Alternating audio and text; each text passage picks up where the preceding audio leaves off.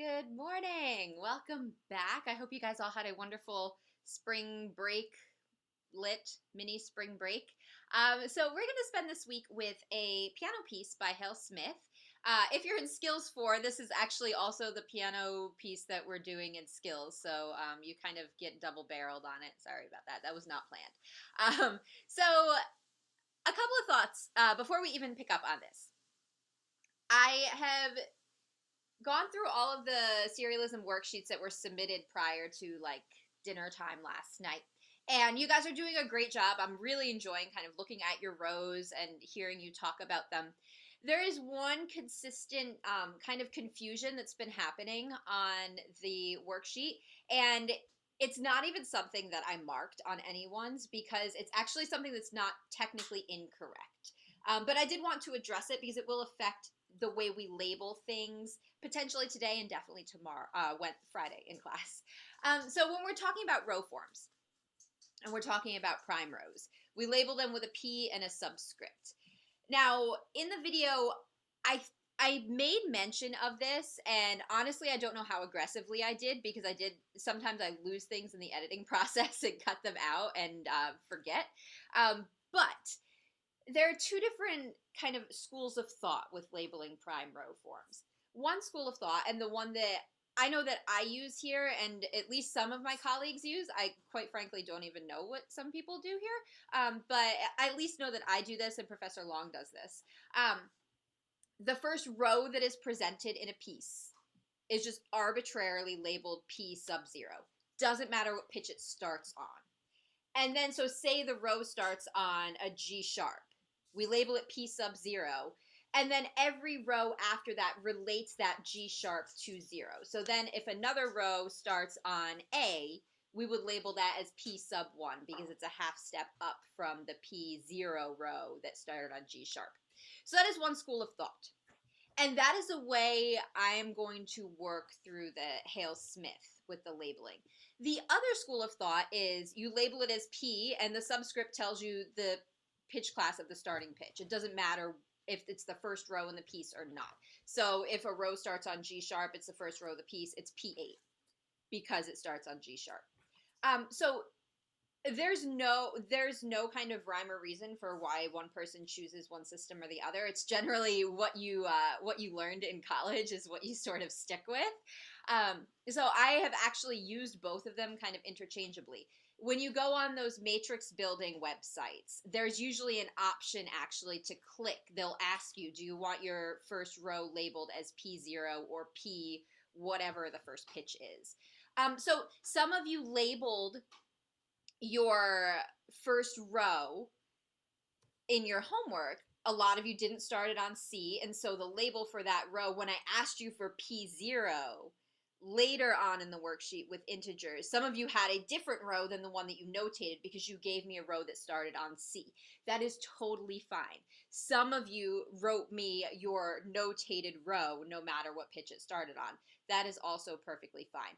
I didn't intend there to be that much duplicity, but it's absolutely fine. I wanted to clear up the confusion now only because when we work with this piece, I am going to be calling the first row P0, even though it starts on an A.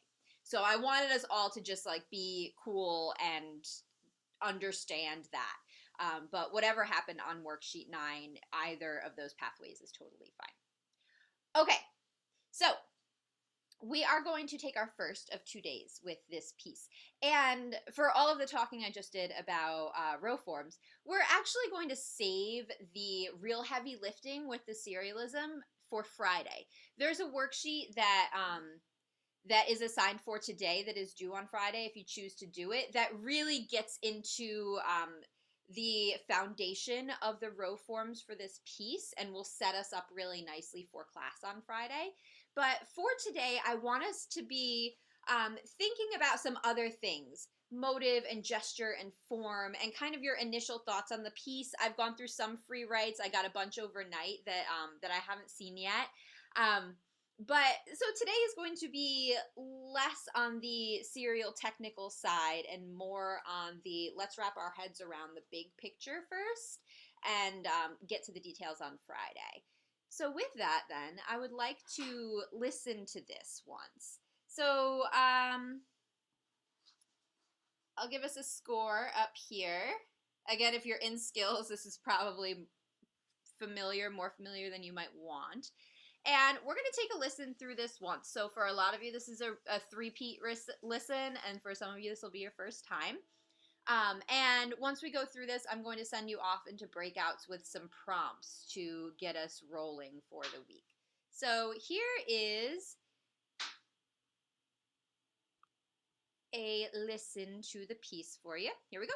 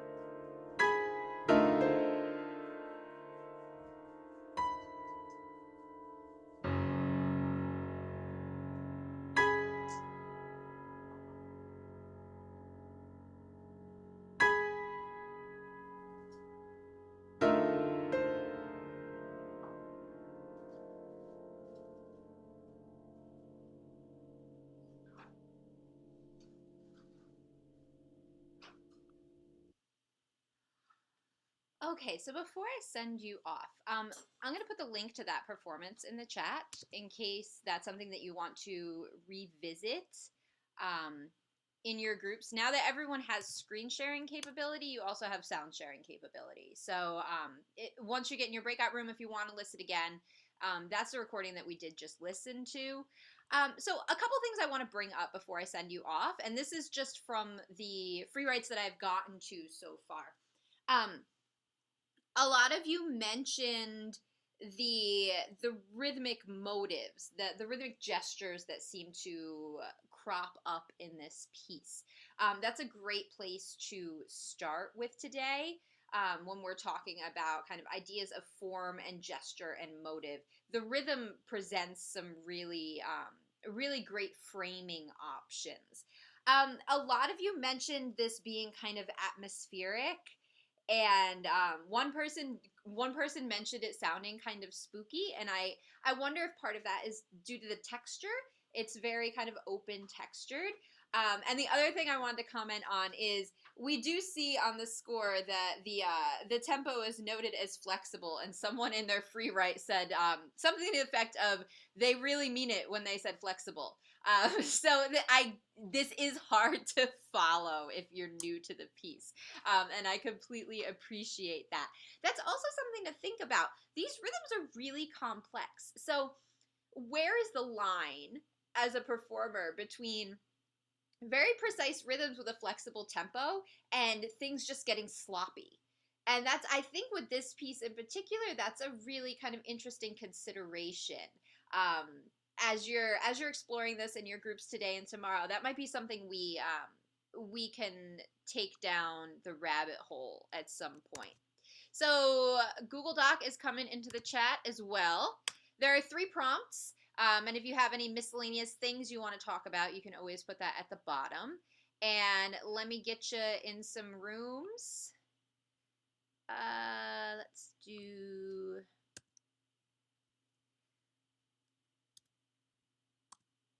I'll do 4 rooms.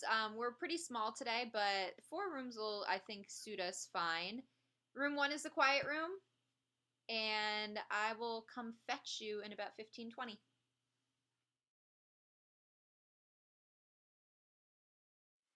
Okay, so lots of good stuff going on in there. And I have tried to kind of collate it all onto the score. And as always, I will post this on Blackboard after class so that you can kind of peruse it between now and Friday if you want. So the initial reactions, the very first prompt, there were some really interesting thoughts in terms of motive, especially with this opening quintuplet figure. And I do think that that's really important. Some of you even linked it to the specific row. So this does, and I did not need or expect you to go into row forms today. We'll tackle that on Friday. But this is our P0 that we open with. And that quintuplet figure plus the P0 becomes a little bit of like a formal signal for us as this piece progresses. And so a couple groups did mention this. Another thing that I thought was really kind of insightful was the idea of gestures being repeated immediately after. So we can see it with the quintuplet gesture here from a purely kind of rhythmic and contour standpoint. But then there are these explicit motives that are explicit moments when a gesture occurs and then is repeated in the next measure, sometimes a little bit different. So if you look at measures 8 and 9, we get this kind of gesture repetition between those 2 motives. And then we get it again at 14 and 15, all these kind of green boxes that I have. There's a couple at the bottom of this page. So when we're dealing with row forms, you don't just have to plow through the 12 notes and then move on. You can take a little bit of liberty in terms of repetition, which we see here pretty prolifically. So I was really glad to see that comment. I think it's a really important aspect of this piece, especially when the piece itself is very variable. Having those little pockets of repetition can help as a listener give you a little bit of a toehold. Okay, so prompt 2, I asked about pitch classes or interval classes that jumped out to you. Someone did mention that some pitches do get skipped in their rows, and we'll talk about that a lot on Friday because it comes back as a really cool kind of aspect of this piece. Another group mentioned the IC1s and IC2s that happen vertically. It gives the music kind of a little bit of crunch to it. So I just selected one random cluster right here where we have an IC2 here and an IC1. So giving a little bit of crunch to some of those vertical harmonies. One group mentioned IC5 as well, and I think that is a super, super important interval class for this piece. So IC5 is your perfect fourth and your perfect fifth. And you can see just in this opening gesture, so all of these kind of ugly orange circles are IC5 chains or dyads. And I only went through the first page because there's a ton of them. But this quintuplet motive has these descending perfect fourths in it. Here we get it as a descending fourth, ascending fifth.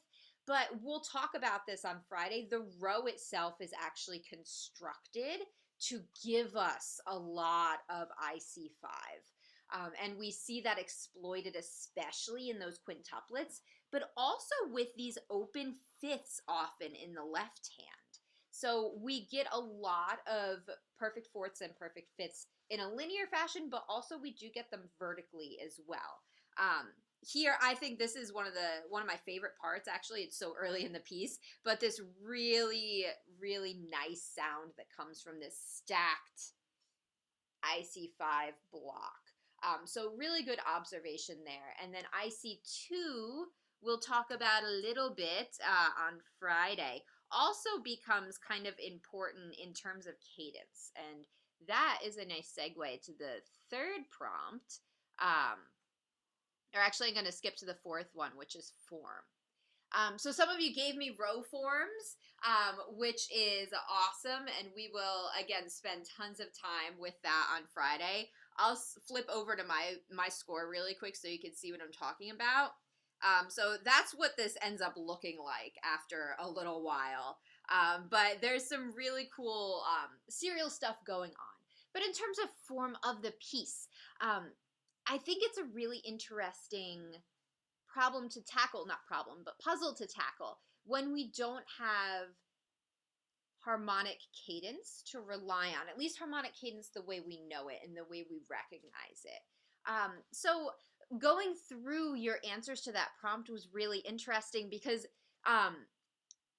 you all picked out kind of the same areas, but sometimes for different reasons.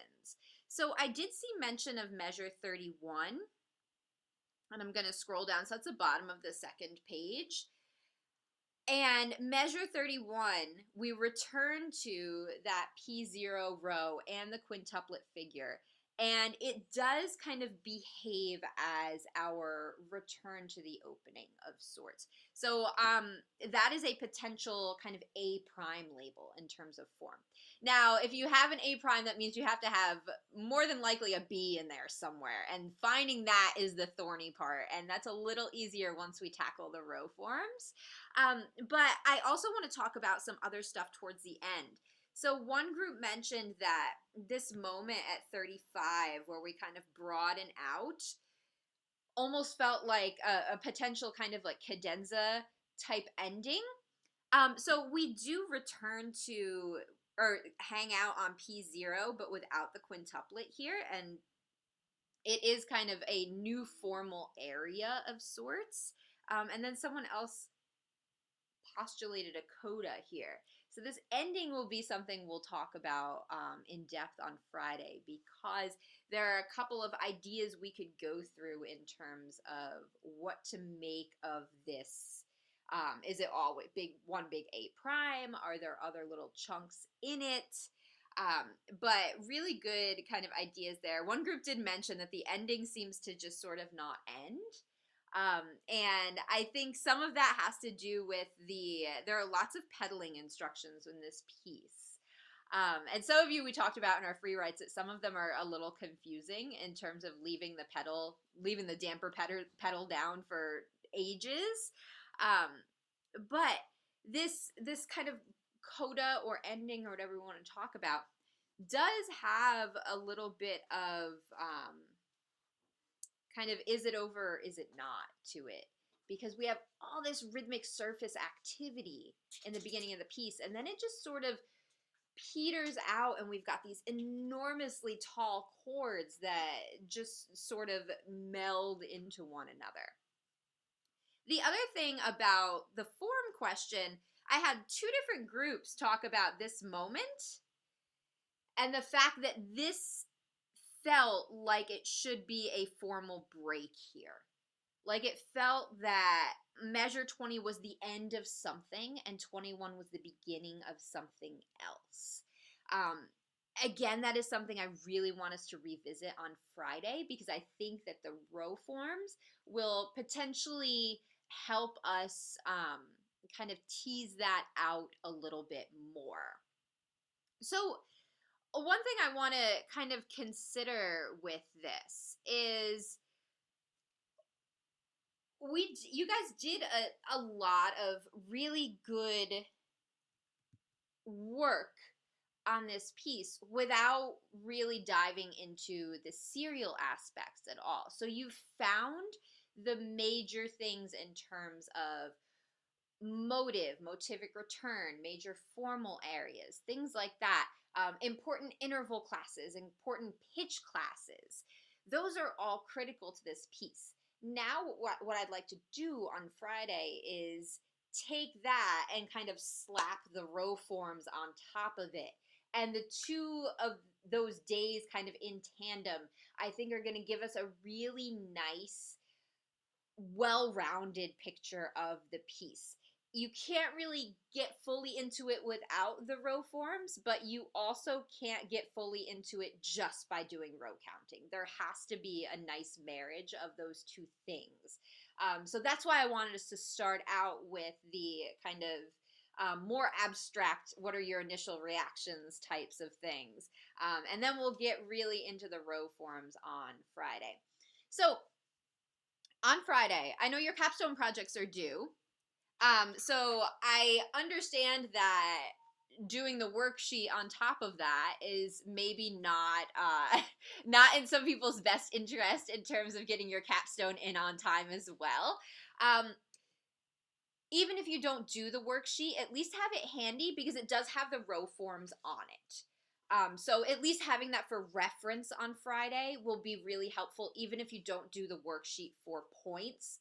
Have it in another window or print it out for class on Friday so you can use it as we kind of go through the piece and dig through to find the row forms. But yes, your capstones are due Friday. I've talked with many of you about them.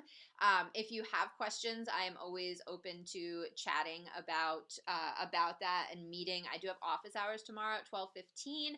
I'm available this afternoon. I do have to drive into Cleveland to get my vaccination done, but so I'm not sure how long that's going to take. But I'm available this afternoon, kind of later in the day, if anyone wants a kind of impromptu meeting. Then just send me an email. Otherwise, I will cut you guys loose a couple minutes early. If you have questions, hang out. Otherwise, I will see you guys on Friday. I look forward to getting your capstones in the meantime, and I'll see you in a couple days. Have a good one, guys. You. Thank you very much.